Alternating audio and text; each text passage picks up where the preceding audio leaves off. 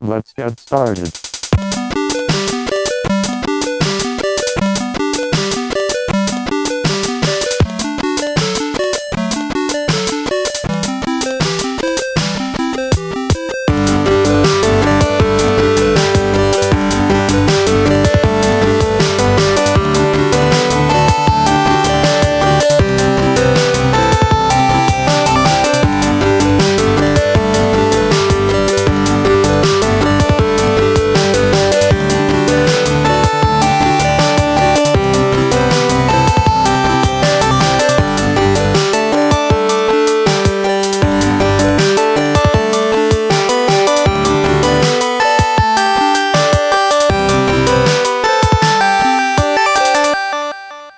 All right, everybody, and welcome to the Bonus Stage Podcast, episode number 111. No, sorry, just 11. I was thinking Touch of Gaming because we have Quacko in the chat room right now. 111. I was like, no, just 11, not 111. That's a couple of years from now, I think. 111. Yeah, couple years out. If we hit every week, definitely some time to get to that point.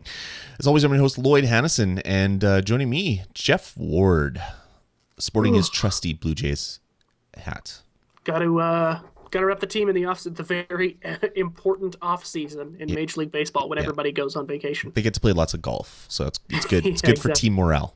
You know what's funny? Like, it doesn't matter which sport it is, it seems. Like, North American sports, anyway. I'm not quite sure about Europe, but when they're out of the playoffs, they're like, all right, they're breaking out the golf clubs. Like, every professional athlete that doesn't make the playoffs and whatever they're in, they always go to play golf. There's not anything else to do. Yeah, it's kind of another high level sport that they can do that doesn't really take a lot of, anything to do. I mean, anybody can golf. Just time. Yeah, exactly. And yeah, they have a lot of that in the off season. I always thought it was just for hockey players because, naturally the stick and then the golf club. But, even in baseball and football, they're like, well, breaking out the golf clubs. Yeah, that's what people do. They golf. So strange. All right. Well, thanks for joining us, guys, for yet another episode of the Bonus Stage. We've had some interesting release schedules and stuff. There's been some sickness and some work and a whole bunch of other stuff happening. So hopefully we're going to be back on the right track and start getting these things out in a timely manner. So we do apologize for any missed weeks and late shows and all that stuff. So also apologies to people that showed up last week because I noticed we did do a show, but I saw some people in the chat room were wondering when the show was happening, and I felt really, really horrible. So if anybody showed up, I apologize. I was basically dead to the world. I think I slept 20 plus hours on Friday, and I woke up with just enough time to text Jeff saying, yeah, there's no show. And I went right back to bed. I think I got like 5 or 6 words. It was barely a sentence, And just like fundamentally. And apparently you texted me back, but I was asleep before I got your text back, and that was like 5 seconds later. Right away, too. Wow. Yeah, I was in a bad place. So feeling a little better. So let's do it. Let's get into it.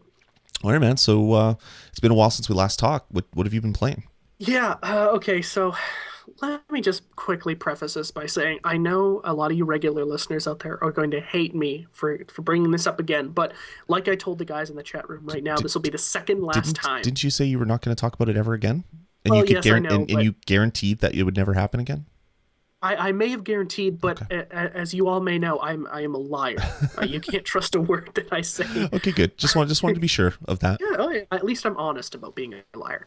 But MLB 12, the show, I was in the playoffs with my franchise team, the Toronto Blue Jays. We swept the first 2 series and then went to the World Series championship against San Francisco. And last night, my team won the World Series, right? Very, very exciting. I played, 162 regular games at 132 wins and something losses. And I swept both series. So, around 180 something games. I think it went to game 6, which I played last night. And the strange thing is you would expect that when your team wins the championship right after that long, there would be some fanfare. But all that happens after you throw the final pitch of the game is your team comes onto the field, they lift up the pitcher, and that's it. And it really bothered me. It really bothered me because obviously really, really enjoy this game. I played so much of it, probably easily over 100 hours because a regular 9 inning game takes around 50 minutes or so. And I really, really love this game. It's going to be on my list. It might probably be in the top 3 of my favorite games this year. Wow. But the fact that there's like nothing that had no fireworks, no like, fans in the crowd, like shots of them or anything, it's just over, is really disappointing. And it hurts me. I don't know. Lloyd, have you ever you play NHL, right? Every once in a while? Yep. Have you ever like taken a team all the way to the ship? I don't think I have. I play a lot of like simulated things and the kind of like be a GM kind of mode where you open packs of cards and things like that. I don't think I've ever played a custom team all the way up to winning the Stanley Cup. Okay. I don't think I've But done if that. you did, what would you expect would happen? Well, I can remember doing it in earlier versions of games like that, and there was like big cheers and a splash screen and fireworks going off and all sorts of things, right? Yeah. But yeah, that's weird that wouldn't happen in a game that's like supposed to be as accurate as watching baseball. Yes. It wouldn't have something like that. Yeah, I mean the catchphrase on the box, the pull quote on the back of the box is so real, it's unreal. And I'm really disappointed that that's how it just flatlines. I'm like, okay, I did it. The final pitch of the game. I pitched a complete game shutout with my favorite pitcher in a game 6, a home game, and I just won. The championship, and it's like, lift up the pitcher, yeah, done. It's like, and I was sitting there like, is that really it? And I went and navigated out of the game to go back to the menu system, and I'm, holy crap, that was it. And then like a box comes up and it says, your team has won the championship. Okay. Start again. Congratulations. Yeah, do you want to start the off season? Look at the players who retired. It's like, wow, that was just really disappointing. Yeah. It's still a fantastic game, but I think, you put so much into a game and then you get to the end, and it's not like it's the end. I can still continue, right. But it's like, that was it. And that was very, very disappointing. So I'm not quite sure what the team of developers thought they should do, but they definitely did not. Maybe they spent all their money before they got to the end or something, but I was just very disappointed. And it's still, I think it's still a great game, obviously, and it will be on my top 10 favorite games this year, but I was just very disappointed at how lackluster the ending was. Cool. Yeah. And then another thing I've been playing this week, and you might as well jump on this one too, because it's on your list, is Simpsons Tapped Out. I believe we talked about this back when we were doing These Dudes on Games, if I remember correctly. Probably, yeah, because that's when I was into it a little bit. Yeah, and quite a while ago, and we both really liked it, but my account got deleted or something, and I lost everything, so I didn't have the desire to play it. But my friend was telling me like the Halloween update is really, really good, so I jumped back in. Luckily enough, everything that I had there is still there, and now I am just addicted to this game. Like, I can't wait for the timer to run out on a lot of these activities so that like my phone will have that Homer Simpson voice that usually scares the crap out of me because it'll happen in the dead of night or when I'm not expecting it.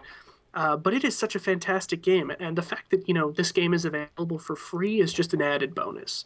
And it's one of those games that we talk about this all the time. The fact that you can go into a store and pay real money for in-game items, that doesn't hurt the game because it's not necessary. It's not necessary in any way to go and purchase these items to make your experience better, and it doesn't really feel like you're grinding by not using your real money. So I think it's such a fantastic game. I just love it. No, I agree. For people that don't know, it's the game is essentially Farmville set in Simpsons. So basically the story behind it is Springfield blows up because of a nuclear meltdown, and and the world gets separated into like a million different alternate realities, and you have control of one of the alternate realities. So your Springfield is different than everybody other's Springfield because of it. Essentially, is what it is. So you place buildings, and when you place certain buildings, you get certain characters, and you use those characters to do different tasks and things like that. So they had it launched in Canada first, and then they launched it in US, and then it proceeded to like basically fail. Like there was you couldn't connect to the game. So they took it off the App Store, and if you still had it, you could still play it, but they weren't really doing anything with it. About I guess I want to say 2 months ago, maybe 2.5, they came out with a new version for the US that worked. Everything was fine. And so people have been playing ever since then. They recently, as you said, released the Halloween update, the Treehouse of Terror update, which adds a bunch of characters from the current Treehouse that just happened a couple weeks ago. They have some characters from previous ones, like the Krusty doll that wanted to kill Homer Simpson, and when Flanders turned into like the devil, and all this other stuff. And still set to evil. Yeah, exactly. I love that. It was great. Kill Homer Simpson. But yeah, it's Kang just finished running from the puny humans, so I could actually go into my game and fix that right now. So show's on pause. Go do it. Maybe I'll go do that. No, just kidding. But yeah, they basically added a whole bunch of stuff to it that is from Treehouse of Terror, which are my favorite Simpsons episodes. Like I love every Treehouse. Some of them are really bad. Like the one that just happened wasn't that great, but they're still still good. I think the best joke in that newest one is one they reuse in the game is what buck tongue is this? Like that really, and everybody's like 13th. Like that killed me. I thought that was a brilliant joke. I just like the whole they were making fun of like the Microsoft Zune and all that stuff. Like it's great. Like it's a great game. So all your characters do different things and stuff. So anyway, it's fun. If you have an iPad, definitely worth picking up. I play it on the iPhone and I still think it's okay. Even the iPhone, a little hard to kind of like touch. You got to zoom in more, obviously. But here's a question I want to ask you: Sure. If you buy all of the land expansions, is that it? Is that as far as your city can grow? I don't know. I haven't gotten that far. I've bought a lot of them, but I haven't bought everything. Like if I open up my game right now and I go to land expansion, I can still pretty much go to the bottom and to the top right. I can still expand it out that way. So, but yeah, I don't know. Good game. Yeah, absolutely. Good game. Been playing that a lot. It's like the first thing I do when I wake up in the morning is I go through all my Simpsons stuff, which is kind of sad actually, but that's what I do. It's the same thing I do, and I do it before I go to bed usually too, because I'll set most things up for a 12-hour run just to get the maximum amount of experience. Exactly. Cool. So what else you been playing? Yeah, the last thing on my list is I've been playing Modern Warfare 3, and this is one of those things where the new Call of Duty is set to release in, I think it's 3 weeks, 3 or 4, very, very soon, basically. And I want to get my last kind of licks in, because I a lot of people hate Modern Warfare 3. I didn't think it was that bad of a game. I think with a game that is as played as Call of Duty, I think it's tough, maybe near impossible to make a game that everybody likes. So many people play it and play it in such a different way than everybody else that to account for all the variables that could happen in multiplayer or in any kind of, game playing style would be impossible. I think they did a really good job, and I actually still really like the game. But what I've been doing is I've been capturing game footage and then doing commentaries just because, I don't know, I feel like I want to talk about the game just as we're kind of gearing down for Black Ops 2. I still haven't pre-ordered Black Ops 2. I should go and do that. But I'm actually having a ton of fun. After you kind of... So, really quickly, I don't want to stretch this out too long, but the way I play Call of Duty when I get it, I pick it up for the first time, just, want to have fun with it, and that's what I do. And then about a month or so in, I get extremely competitive for 9 months. And I usually end up hating it or hating myself because I get so mad at other players who are significantly better than me. And then now in the period we are now, I just go back and have fun with it. And that's like, I wish I could be like that all the time with a Call of Duty game, but my competitive nature takes over. But I'm back to just having fun. And that's what I love about Call of Duty so much. I just wish that like I had more people on my friends list who wanted to play it. Even Max is like, who's in the chat room right now, has basically said that he's kind of burnt out on it as well too, which, so am I. But, it's so much more fun to play with friends. So, yeah, that's the last game on my list. Just been playing a little bit of Modern Warfare 3. Cool. Sounds like fun. Yeah. What about you? Well, I've pretty much not played anything for 2 weeks. I've been so dead to the world and sleeping and stuff. I've played a few things here and there. Simpsons tapped out. We've already talked about that, obviously. I've been playing Borderlands. From the last episode, I was at about level 30 or so. I ended up beating the game, doing all the side quests that I could, doing a whole bunch of other things, and starting again. After you beat the game, you go into what they call, a true Vault Hunters mode, I believe, which basically sets the game back up at 0, so you start again, but all the characters start, or all the enemies rather, start at level 30 and then go up from there, so it gets progressively hard.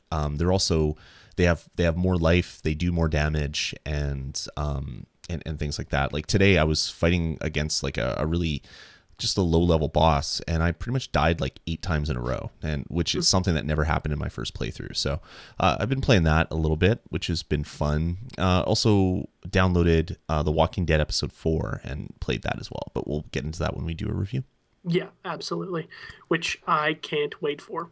Yeah. Spoiler alert. Awesome game. Here's our review. They've just turned off the podcast now. Thanks. Yeah, exactly. They're like, okay, Thanks, I don't Jeff. need to listen anymore. Cool. What do you say we take a small break and then get right into releases and our reviews? Yeah, absolutely. Okay, cool. I'll put on a track from Squids, which is one of my favorite games on iOS. So we'll talk to you guys in a couple minutes.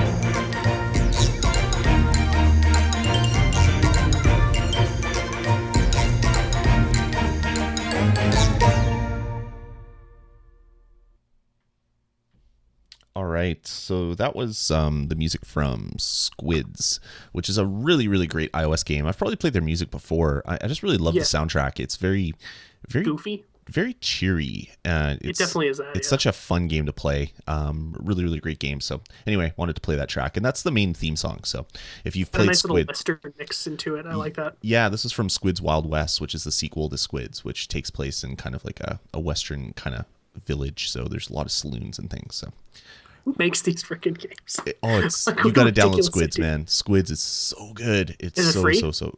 No, it is not, but it's worth buying. Both of them are worth buying. A couple Glad bucks of it. each, definitely worth it. I don't know. Cheap bastard. Yes, I am. When it Or- comes to iPhone games, like 99 cents sometimes seems like just like a Mount Everest. You know, you might as well charge $100 because it's still out of my price range. Yet you just bought like 3 retail games this week. 3? Yeah, you bought Doom. Didn't you buy Doom BFG? I did not. I did not buy Doom. Oh, yet. I thought you bought Doom BFG. And No. I know you bought 007 Legends, Yeah. and I thought you bought something else as well. I mean, Walking Dead, but Yeah, okay. that's not retail, and that was a couple weeks ago. No, the only thing I bought this week was 007. Okay, you get a pass for that one. All right, cool. Let's talk about some new releases. So, some games that came out recently. Obviously, 007 Legends, we just mentioned that one, Yep. which is new, and you'll find out from Jeff in a little bit whether it's worth buying.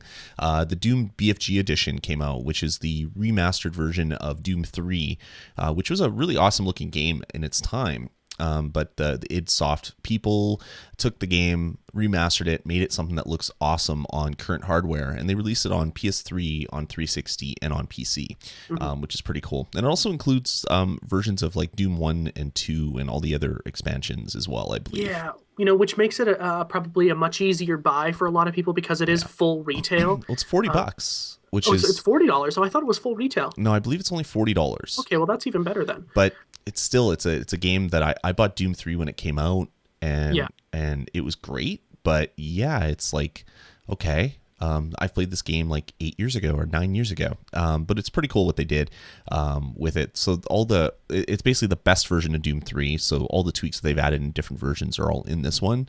Yeah. But again, it is a game that's been out forever. I'm really interested about when playing this game when the Oculus Rift comes out, that VR headset that we talked about. Yeah, and you know what? Again, as we talked about last time, when we did talk about it, first-person shooters, I think, are going to be one of those games that like really benefits or either really, really hurts that device. You know, it's going to be a make or break. I don't think people are going to be sitting on the fence about it. They're either going to say this is awesome or I can't believe I even decided that this was a good idea. You know. Yeah, it's I don't know, it's good. I'm really looking forward to that. So anyway, if you've played Doom 3 and you want to play it again, or you never got into the Doom series, this would be a good game to pick up if you're into that type of stuff. $40, pretty good deal. You can even download it digitally on the PS3 and I think on the 360 as well. It'll be available if it's not already in the near future. Also out is the first DLC pack, or actually I guess the second DLC pack technically, for Borderlands 2, and that is the Captain Scarlet and her Pirate's Booty expansion, which adds a whole bunch of other missions and loot and all that type of stuff. Is it me or is it too soon for an expansion pack? Yeah, it is pretty soon. With the first expansion pack that came out, which came out a couple of weeks or a week after release, added another character class, and it was the character that you got for free when you bought the enhanced version. For everybody that didn't buy that version, you could buy it for $10, and you got the mech warrior type person. I can't remember what they called it, where you're basically your special character based move thing is you basically drop a big ass robot that goes and beats everything up. This little tiny girl drops this big robot and it goes beats things up for her, which is pretty cool. And then they came out with the first DLC pack this week, which is as I said, Captain Scarlet and her Pirate Booty, and they're going to be releasing 4 DLC packs. So I guess they have them all laid out. And yeah, if you buy the season pass, you get 4 for the price of 3, or you can buy them a piecemeal for $10. But yeah, it does seem like it's pretty soon. But I mean, well, whatever. I mean, I think a lot of people who are into Borderlands probably already have beaten it by now. Yeah, like I one of my buddies, he's level 50 on his main character, and he's playing co-op all the time. It's like I haven't even played a co-op game. I think I'm at the point in my life right now where I don't want to rely on the time schedule of other people. Ever since I've had kids, it's really kind of affected the type of game time that I have. Yeah. So I like to get in a game, play it for an hour or two on my own, which is really kind of crappy because Borderlands is an awesome game co-op. So I don't know, but I know a lot of people that have multiple level 50 characters and different character classes. So maybe this was the type of content that they really wanted to get. Yeah, I have friends who swear by Borderlands multiplayer and will not play it solo. Yeah, no, I know a lot of people that way as well. Definitely. Also out this week, or will be out this week on Sunday, Skylanders Giants will be released. So there's multiple packs. There's just the game if you already have the portal. There's the starter kit if you don't have a portal. There's a bunch of characters that are coming out as well. Skylanders Giants, of course, is the sequel to Skylanders. Is that game where you buy physical pieces of plastic and you put them on a little portal and it brings that character into the game. Giants adds giants to the game, pretty simple, which are characters. It's the sequel to Skylanders, not Giants. Exactly, Skylanders normal human sized characters. But yeah, basically giants are technically I guess another character class. So you in Skylanders 1 you had air, water, fire, earth, death, and life, and mech, like tech. You had that as well. In this one, you have all those same character classes, plus you have the giants, which can do different things. In the game, they show up to be like 2.5 times the size of a normal character, and all your Skylanders 1 characters can be brought into the game. You can level them all up to level 15, so it's adding a lot. Plus, there's like another 80 characters. Like there's a whole other series of characters, a whole series of giants. They're re-releasing Series 1 characters in different poses. There's light core characters. Like this is like a huge money grab. So I'm thinking I'm probably going to be picking this one up, but I'm not going to be collecting all the characters. Yeah, you play with your kids all the time, right? Yeah, like we collected all the characters in the first one because they really wanted to have all the characters. So we did that, and I dropped my $300 or whatever it was. Like I'm just probably more because it's probably $400 in total I spent on this game or more. I'm not going to be doing that again. So I've already told them, yeah, well, I'll buy the game for you, but I'm not buying any more characters. We might buy some of the other giants or something, but yeah, we're not buying every character again. That was crazy. So when it comes out on Sunday, I haven't pre-ordered it, so I don't know if I'll be able to find it locally, but I might squeak out sometime on Sunday and go try to pick up a copy. Yeah, it is mega popular, isn't it? Yeah. So I don't even know if it would be worth like going down to a game shop and dropping a $5 on it or something, but I don't know if they would even allow you to do that when a game comes out in 2 days. Yeah. Actually they do. I'm pretty sure they allow I know that P&P will allow pre-orders up to the day before release, because that's what I did with 007 Legends. It was Monday, and I'm like, I should go and pre-order this game. They let me do it. Maybe I should call them and see if they're going to have any copies that aren't already spoken for from pre-orders. Maybe I'll do that. But yeah, that one's out as well. So if you're into Skylanders, definitely check that one out. And you'll, of course, hear from that in the following weeks, because when I pick it up, that is all my kids are going to want to do, I'm sure. You're going to get them out of school. They'll never go to they'll basically learn what they need to know about the world from the land of Skylanders. Exactly. That's pretty much it. That'll be their learning. Yeah. It's sad that that's a better education than most get when they go to school. Very true. It's really, really sad. Your kids will be way ahead of the curve. They'll be super smart. Exactly. Cool. All right. So that's going to do it for new releases of note. What do you say we get into reviews? Yes, absolutely. All right. So the first game we're going to talk about is The Walking Dead Episode 4. Oh, my God. This one hit 2 weeks ago, two Tuesdays ago. Yes. And it's the fourth chapter out of 5 chapter games. So next month there'll be chapter 5, which brings the whole story to a close. Walking Dead is basically based on the writing, not the TV show. So if you're familiar with the TV show, this exists in a totally different world from the TV show. There are a few characters that come by, but it's totally not canon. Exactly. And they're just like almost there. And you know what? It's funny because I haven't seen any characters that I recognize since the first episode. Right. All the other ones have, and I haven't even seen people from the comic book really. So I think what they did to kind of bait people in is they're like, here's a few characters you might recognize, but they go away really, really quickly and they'll never come back and you'll never see anybody else like that again. But it's too late because you're already in. I think that might be what they did because I've never seen anything that connects it to that other side of the story, except for those two characters, which is, holy crap. And I'm a huge fan of this series. Herschel Yeah. and I can't remember the other name. the Asian kid. What is his name? Yeah, I'm trying to think of it right now. Wow, I can't remember. With the ball cap, constantly has the ball cap on. Yeah, yeah. I can't think of his name. Great character, comic books. Oh, totally. So episode 4 takes place after episode 3, where you went through a huge cross-country trip, basically on a train. Episode 4 kicks off with you just getting off the train in the city that you were trying to get to, and you find out that the world isn't all it's cracked up to be. Instead of survivors that are happy to help you, there's a separate part of the city that's been cordoned off by these really evil characters. At least that's what you find out early on. Max says in the chat room, it's Glenn. Glenn, you're right. There you go, Glenn. Yeah. I don't want to spoil any of the story at all. That's about as much as I'm going to give, but it basically throws you right into the thick of it right away. Like, you get separated from the group. Crap hits the fan. Like, it gets really serious really quick. And your character is taking care of a little girl named Clementine, and she basically gets duped into trusting someone, and like all this like crazy stuff is happening, and you know that episode 5 is just going to be like a mind-blowing game. Yeah, like here's the thing, episode 5 is going to be so bittersweet, right? Because you get everything has been building to this one point, and I'm super excited to play it, but you also know that it's over.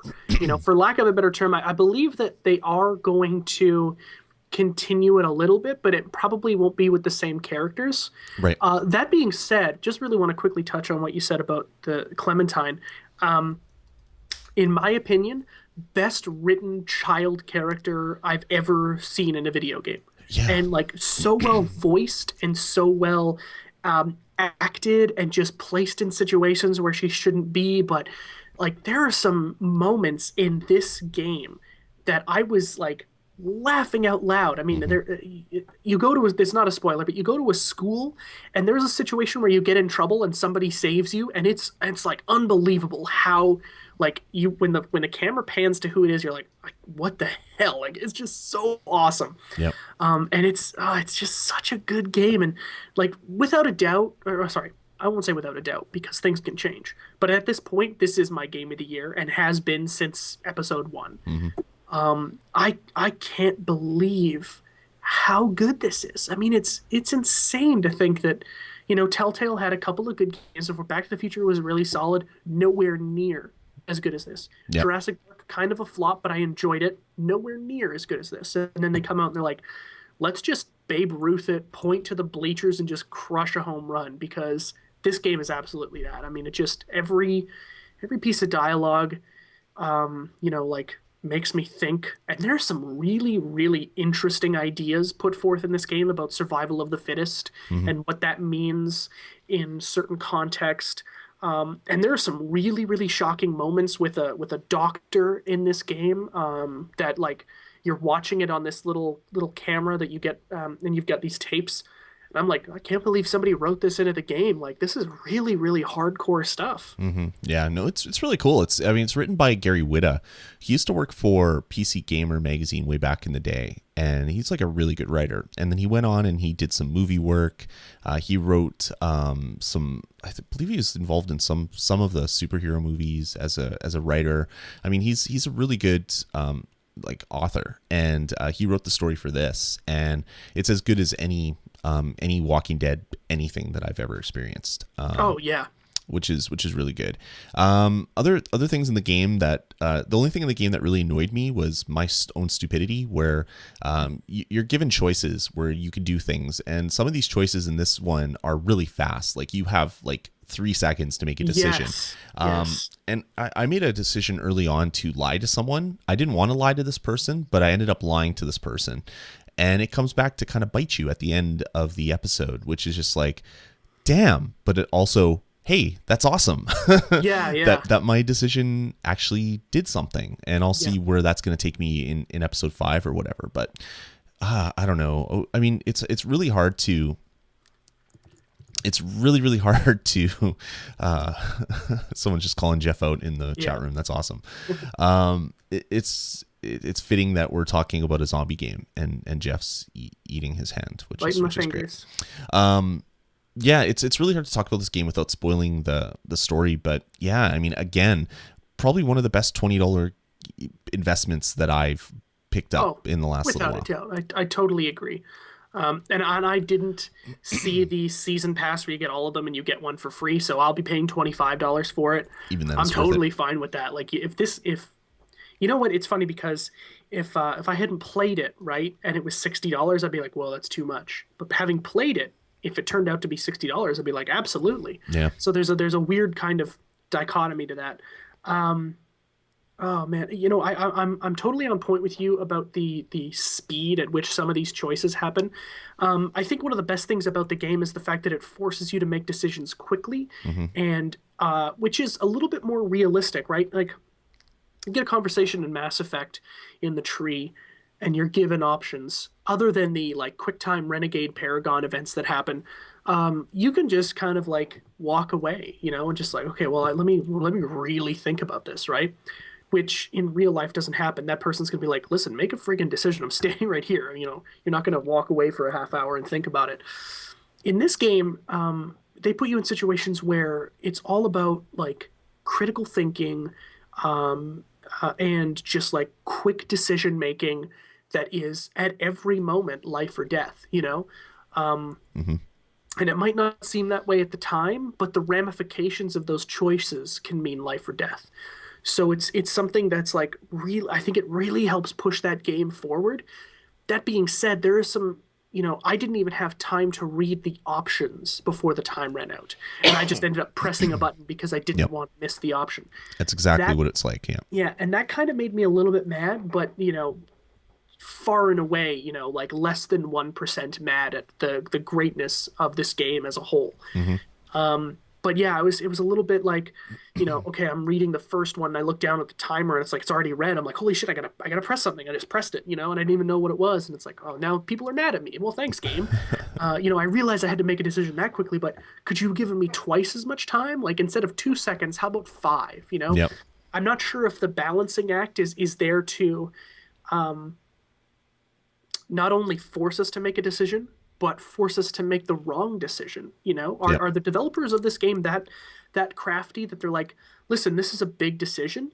Let's make them almost make the wrong one. Hmm. Like they get so caught up in the moment, which can happen in a situation like that, Hmm. where people are just looking at you for an answer, and you get so much pressure, and you're in the heat of the moment. You're like, you just say something, and you're like, that's not what I should have done.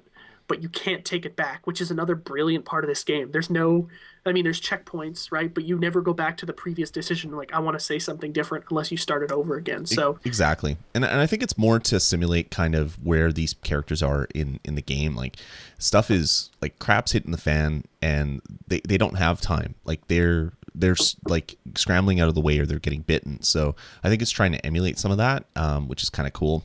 One of the things that this game added that was different than all the other ones was there's like kind of like a first person shooter section where all these zombies are coming at you and you have this reticule that's on your screen and you move it around with the analog stick and then hit a button to basically like just shoot all these zombies in the head. And the game has always been kind of 3D first person but this was like really like first person, which was kind of odd and it was very kind of janky and it didn't really work very well, especially in this it certainly comes out of nowhere. That's for sure. yeah, in this one section when you're climbing up some stairs. I actually died because the controls were just totally terrible. Yeah. Terrible. But And sometimes you don't have time to think about what the game is telling you to do. yeah. And you're like, okay, I'm just standing there. What's happening? And you realize, oh shit, I got to move myself. Yep. And I've got to shoot at the same time. And then now my foot's caught. I got to get that out, but I got to look back up and shoot. It was certainly like exhilarating because you're like, I don't want to die. I don't want to die. And this is happening. It was very exciting, but it's a little bit, I'll agree with you. That's a little bit frustrating because the game maybe doesn't give you the information you need to be successful.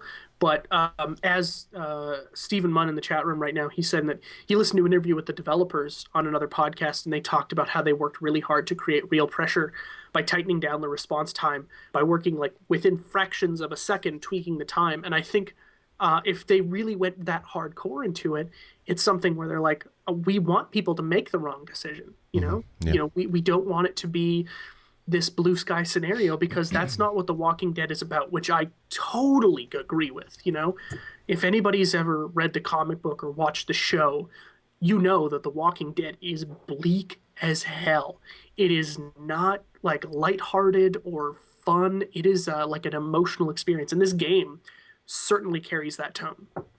Yeah, totally. No, I really like this game. I'm, as you said, it's going to be bittersweet at the end of the next episode, because you're going to basically, everything's going to come to a resolution, whether it's good, whether the rest of everybody else that you've ever met is dead, whether you're dead, like what's going to happen in this game. But at the same time, it's going to be really great to see what happens, because the developers have already said rather, that they are planning on making a series 2, like a season 2 and a season 3. As long as people are buying the games, they want to keep making it, because they really love the IP, they love the writing, they love the game. So I don't know, pretty cool. I can't wait to see what else happens in the next episode. But I think each one has been progressively better, and it's continued with episode 4. Like it's that much better than the other ones. Like the decisions you make are that much bigger. Oh man.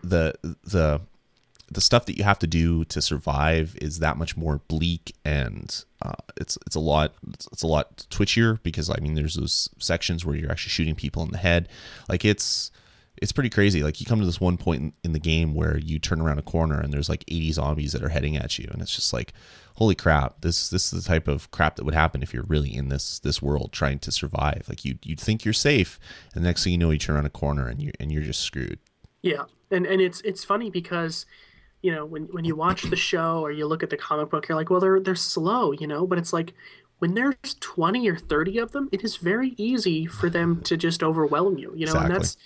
And The Walking Dead has never been about zombies. And I don't like going onto my Facebook, on Sunday night and seeing, oh, I didn't like this episode of The Walking Dead because there wasn't enough zombies. Zombies aren't interesting. They never have been. They never will be. Yeah, but people like them. You got to understand the vast majority of people love zombies. Yeah. As boring as they might be, they love it. But yeah, you're right. The Walking Dead isn't a zombie game. It's a character based thriller, basically.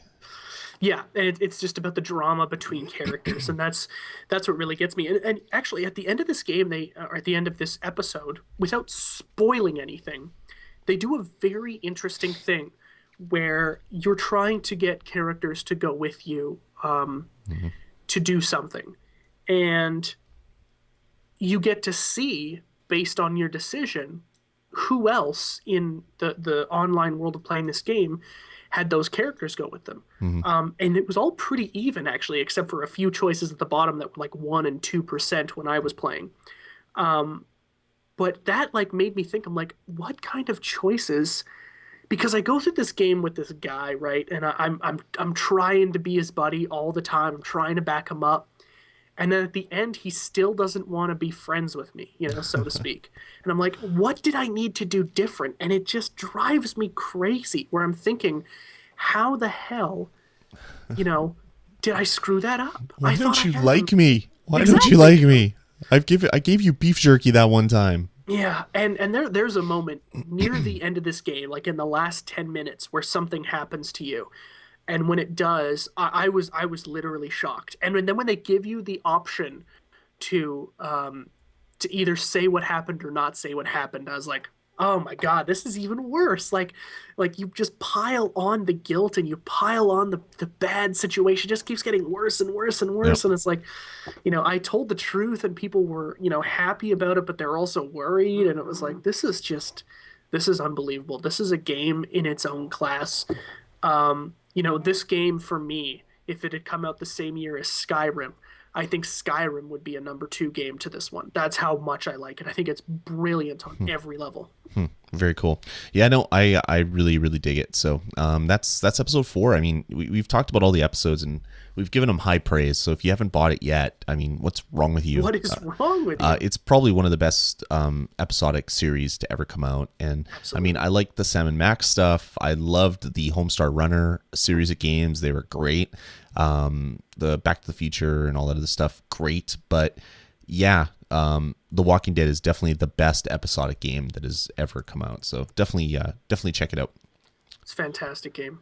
I can't speak enough about it, and I'm like really really excited for episode 5, but I'm also like really really nervous. You know, like when I fired this one up, I was like just on edge. You know, I was like, oh man, what's gonna happen? What are they gonna make me do? And it's a game that like I believe the developers get their kicks off of putting you in horrendous situations and giving you 4 options, and none of them are good. You know? Yeah, they're all like, horrible. They're varying writing, degrees of horrible. exactly. They're writing these options and going, oh man, nobody's ever going to choose that. But what else are they going to choose? You know, it's like they love it. And I think that translates into just fun for me. And it's just so good. Oh, I can't say enough about it. Yep. Cool. Okay, moving on to our next review. A game that, you know, I could probably say enough about in a few breaths. 007 Legends. If you remember not a few weeks ago, almost a month ago or so, we did our top 10 most anticipated games of Q4. What 007 was... It was high up. It might have been 5 or 6 or something like that. But I was looking very forward to this game, and I did pick it up on Tuesday. I will not be talking about this for 90 minutes. And it's pretty interesting. So 007 Legends takes 5 classic Bond movies. It takes, sorry, not Goldeneye, Goldfinger, On Her Majesty's Secret Service, Die Another Day, Moonraker, and License to Kill, and puts you in what are more or less the more suspenseful kind of like end game scenario set pieces of those movies. Daniel Craig is every single Bond, so there's no like Roger Moore or Sean Connery or anything like that, which is fine because I really really like Daniel Craig. I think he's a fantastic Bond, and I'm very excited for the new movie. By the way, the new movie comes out in November, and then that mission for this game is released as free DLC. So I'll be keeping the game at least that long to get the free DLC. So I'm very excited for that. It is very, very rough around the edges. The best thing you can say about this game is that it's painfully average in almost every way. It's done by a company called Eurocom. Have you ever heard of these guys before? No. Yeah, they don't ring a bell to me either. I don't recognize the name. It's published by Activision. It looks like they're using a old Call of Duty engine. It's obviously a first-person shooter. It's really, really pedestrian. I played it on the second hardest difficulty, and blew through the entire campaign in less than 5 hours, all 5 missions, which is like really, really kind of crappy. That you do all these missions and it's so quick. But they've also got kind of a Spec Ops like mode with something that's called challenges, and they set up these like scenarios and events for Bond to escape from or assault or whatever. And then there's a multiplayer, which I'll touch on really briefly at the end of this review. The 5 movies that you play. Can I pause you for a second? Absolutely. I totally know everything about Eurocom now. Okay. They were founded in 1988 to develop games for the NES. And yeah, they've made like 50 games. It's crazy. And I actually do recognize them. I Wikipedia'd them, and I recognize their logo and stuff. They did things like James Bond Jr. on the NES, Lethal Weapon on the NES, whatever, Brutal Paws of Fury on the SNES, which was terrible, The Jungle Book, Earthworm Jim, Super Street Fighter 2 Turbo on the PC. They've done a lot of stuff, including like Duke Nukem 64, all the Mortal Kombat ports after like Mortal Kombat 1 and Mortal Kombat 2, and they've done a lot of stuff in the 2000s and 2010s. They did GoldenEye 007 Reloaded, Oh, which was a And great game, by the way. yeah, and they also did GoldenEye 007 on the Wii. So they've been around for a Okay. while. I just, then for some reason, the name didn't tweak a memory. But looking at the logo, I'm like, oh, yeah, okay, I totally remember it. It's just like this little squiggle type thing. Interesting. Cruisin' World for N64, Steven says in the. I That's love cool. that game. That is I, a brilliant game. I think I still have the box like beside me somewhere. I found it Oh, that's recently. so rad. It was So great. rad. So obviously they've been doing some Bond games for a while, which it's troubling to me that they did 007 Reloaded, but didn't do a very good job on this one. Um, so you go through the missions of the movies; they're all pretty standard. Goldfinger, I never liked that movie, although it's probably one of the more iconic Bond movies because of the gold lady and Bond on the on that metal table with the laser coming up. No, I expect you to die. That kind of thing. A really iconic movie, but really, really stupid movie, which they all kind of are in a sense. Um, the two best ones, because License to Kill is actually pretty exciting. The last like 5 minutes where you're driving on a dirt road, chasing the oil tanker that the bad guy's in, and then you climb on top of it, and like you have a pistol, right, like a silenced PP7 Walther, whatever, and I'm shooting big Humvees, and like two bullets and the entire thing explodes. And I'm like, what the hell is going on? It's so ridiculous. And then you fall off of it and you're grabbing on. It's really, really exciting, but that only lasts for like 5 minutes. The mission previous to that is actually really, really boring. It's all about, so you set up a scenario in Bond and they're all the same. So this is like what I'm going to tell you about the gameplay. It never changes. There's a bunch of guys in a room. They don't know you're there. It's basically impossible for you to silently take out all of them. So eventually they're going to find you.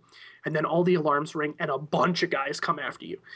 Hide around a corner and you've got a shotgun, and the guys will just come at you. You shoot them, they come, you shoot them. You keep doing that, and you'll kill them all.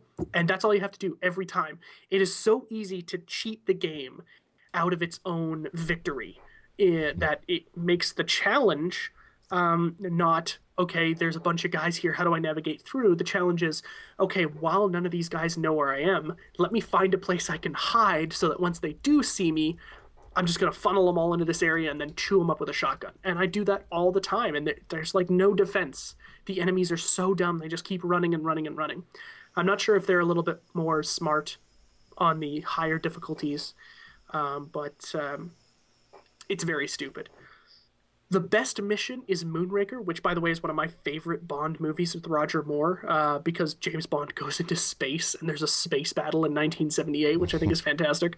I really, really love that movie, and the mission is fantastic. Like, you're fighting through this, basically this big complex where shuttles are being launched into the space station for Moonraker, and it's about a guy who, the villain, Hugo, is it Hugo Drax? No, that's not it. Somebody else, but he's basically trying to create a master race of perfect people. Jaws is returns to for his role in his second Bond movie, and he's there. And then at the end, Jaws, if nobody's seen it, I'm spoiling it, but Jaws like allies with James Bond to take out the guy because he realizes that the bad guy, the villain, is never going to let him live because Jaws isn't perfect by any means. And then you're like floating around in space on a jetpack with laser beams, and it is fantastic. That last mission is almost worth the price of admission for the whole game. But other than that, it's just really, really bland. Everything about it is bland. It doesn't look very good. It's pretty boring. There's nothing special about it really, which is kind of disappointing. You've got such great source material, but you almost stay too true to it for it to be really interesting because I've done this all already. It's not a very good game. The multiplayer is kind of fun. Legends mode is okay, where you get to choose your favorite Bond character and then you just run around and shoot people, but it's really, really slow and kind of laggy, and there's nobody playing it. Like, before we got on this Skype call, I was online and I was like sitting in the most popular arena for multiplayer, and I probably sat there for 10 minutes just waiting for somebody to join. It was ridiculous. Oh, really? Yeah, and it's unfortunate too that the game is $67. So, it's not great. I think it's a perfect $30 game. I think you'll get $30 of value out of it, but don't spend any more than that. If you're going to trade in some games, just make sure that before going in that it is very, very quick to beat, and there's not a lot of replay value because nobody's playing online, unfortunately. So, it's too bad because I love James Bond so much. I did have a ton of fun with this game, but I'm a huge James Bond fan, so I really can't recommend it to anybody at all. Well, that's disappointing. Yeah.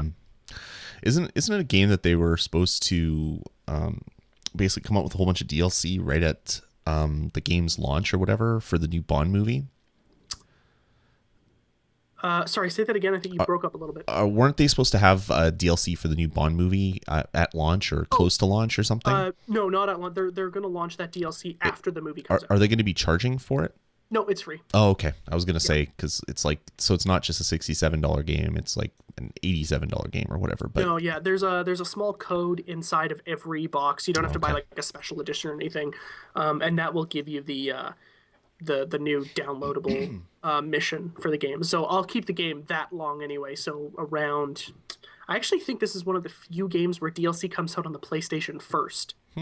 So I believe PlayStation gets a week ahead of the Xbox. So I'll probably keep it into around Christmas, and hopefully there'll be more people online. And for those who like, their gamer score to be this big number, like I do, most people who have Xbox, you'll know that it always ends in either a 5 or a 0, save for a couple of games that will give you even number achievements.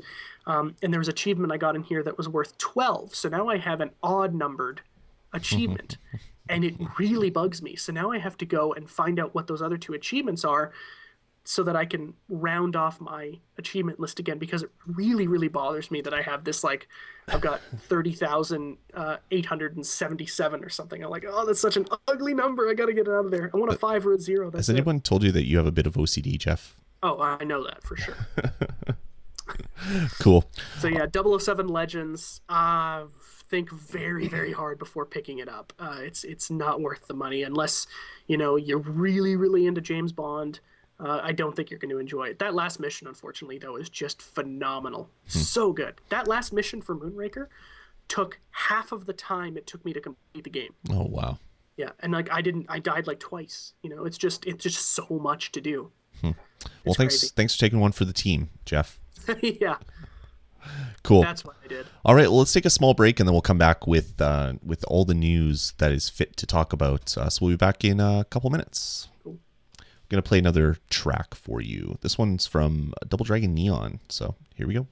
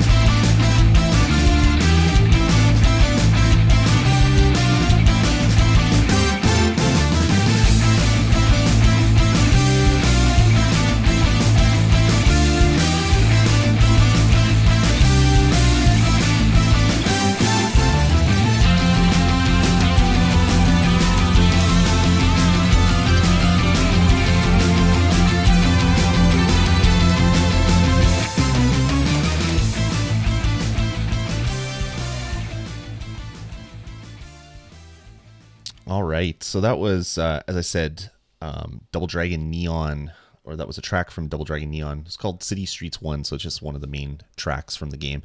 If you still haven't played that game and you like old school beat 'em ups, you should get it. It is so much fun. It's Oh, I 80s love Double cheese. Dragon.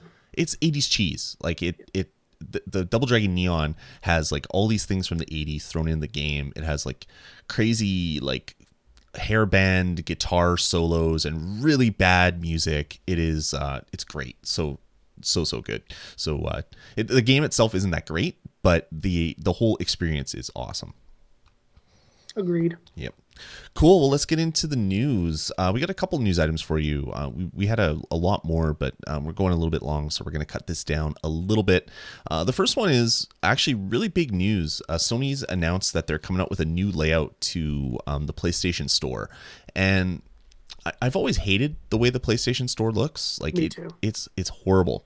It's really, really bad. So Looks and performs. exactly. So they've come out with this video that they've shown off on their blog, and they gave to MTV Multiplayer Blog, and they basically shown up. If you want your current gaming news, MTV is where you need to go. Well, they do have a lot of different game shows, but yeah, That's true. Yeah. they don't play music anymore, so No. they have to fill the time with other stuff.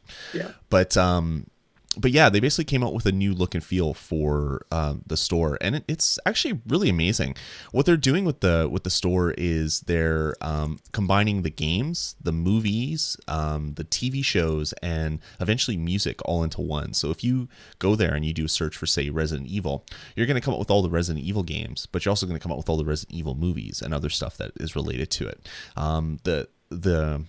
The interface itself looks more like an Apple TV than it does like a PlayStation Store. So there's big album arts, big movie posters, and all that stuff.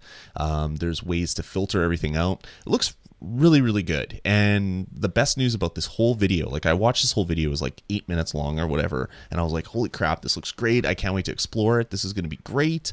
And it was supposed to come out on October 23rd. So I was like, oh, great. This is going to be coming out in a couple weeks. It's going to be awesome.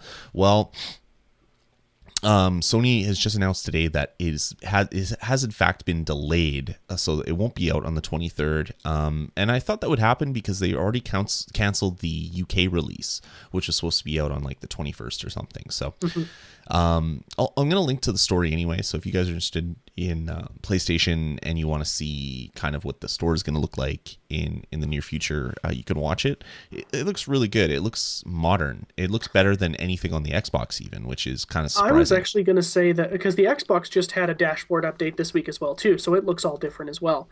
I was actually going to say that it looks very similar to Xbox, and it's styled in the same way, and not that like Sony is copying Xbox. You know, if the system works, I don't think that there's any problem in mimicking it just for easeability of use. You know, Yep. I like the fact that you go to search for something, it not only brings up the games, but it brings up all other related media that you can download, which is fantastic.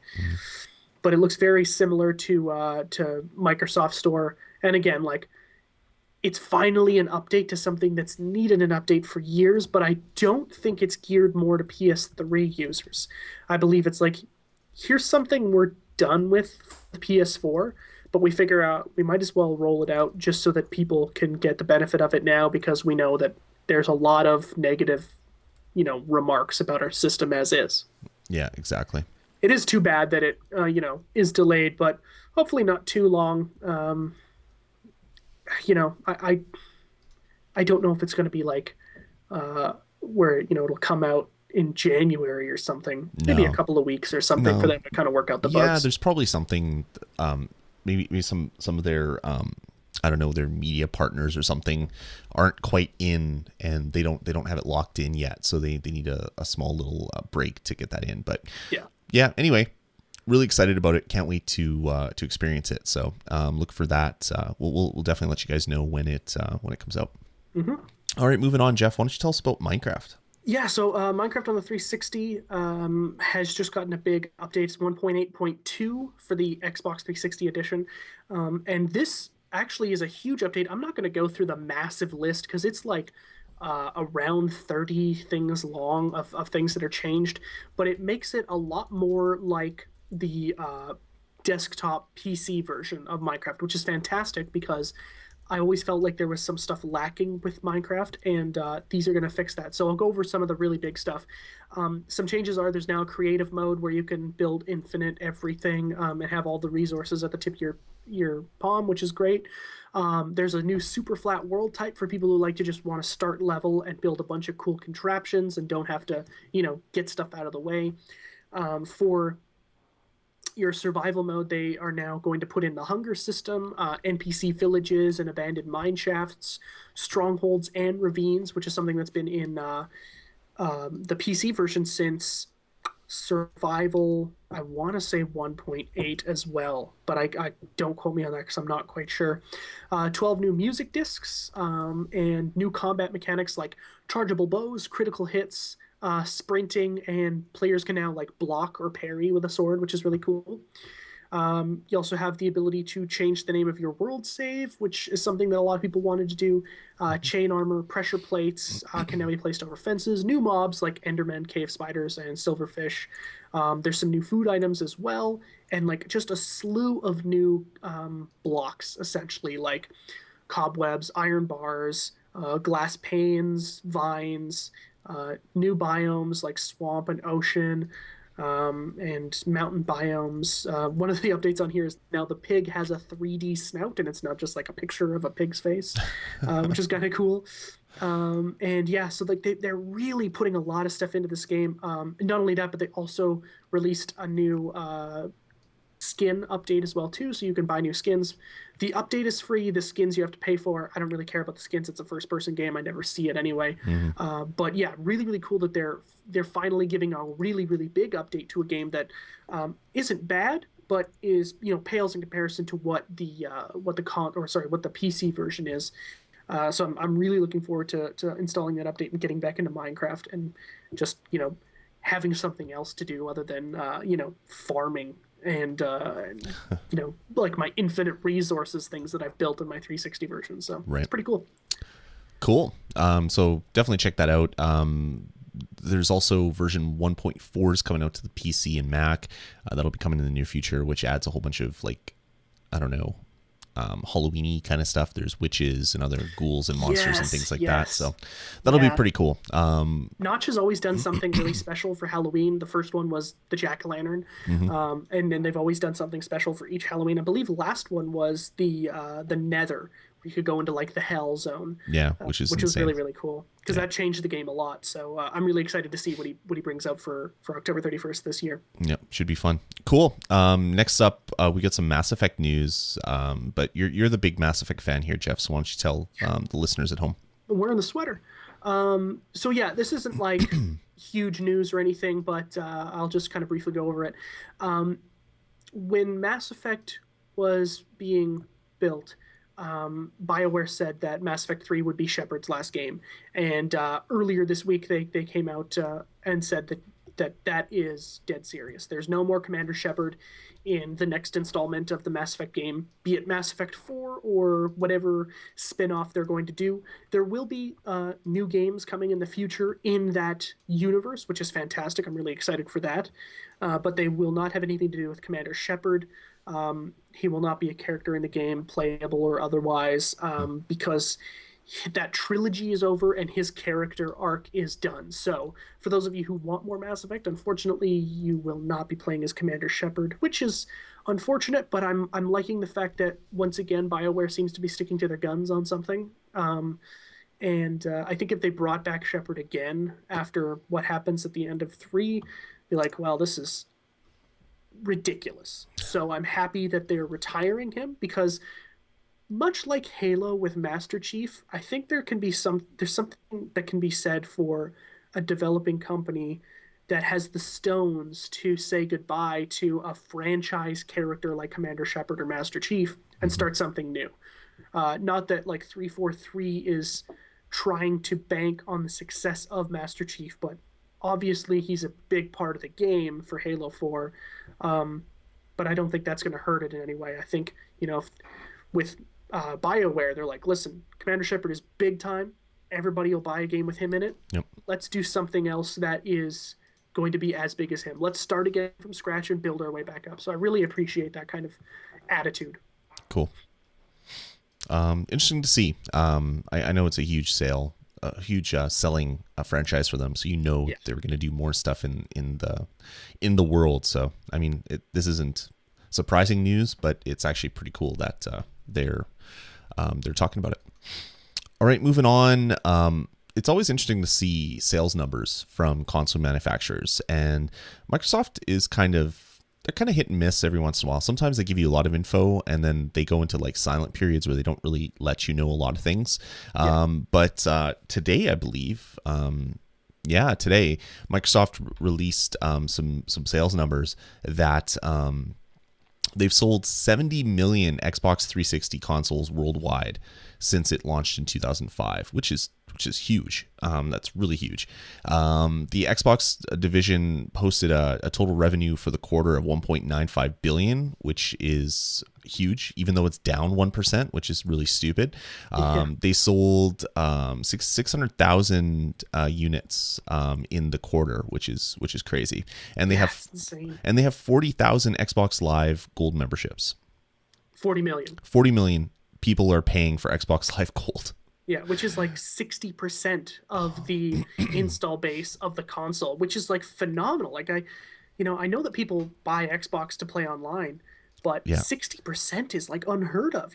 There's not even I don't even think that commercial internet is installed in 60% of homes in North America. I mean, that's huge. So let's see. So 40 million times $60 is, how many zeros is this? 3, 6, 8 zeros. So it's like $2 trillion in payments. Like it's so stupid. It is absolutely crazy that they're charging for their service, but that's the reason why they have 40,000 gold memberships. Well, and we rag on Sony's online service a lot because of how slow it is in the infrastructure. Yep. Xbox system is fast, and I believe that is because we pay for it so they can put the money back into the system to make it as good as it is. Yep. And even though PlayStation Plus is a great value, and I don't play a lot of online games on my Xbox anymore, I gladly pay that $60 every year because I know when I have to download something, demo or DLC or otherwise, it's there, it works, and it's fast. And I really, really like that about the system. Now, granted, I don't have any proof to back up that the the ridiculous amount of money that gets spent on Xbox Live actually goes back into the system, but I would hope a percentage does, and I got to assume it does. And I think that it shows in how robust the online platform is. Yep, totally. I'm looking at my calculator. I had to close it because it was just like, that's so many zeros. And I understand there's a lot of people that have free accounts because they're press. There's a lot of people that buy their stuff on like Amazon sales for $20. But still, that's a huge, stupid amount of money Microsoft is making off of people for paying to get online. So Xbox Live Gold not going away. You heard it here first. And you know what? I think that's fine. I love Xbox Live Gold. Party chat and playing with friends and the usability of inviting people is just fine. Just fantastic.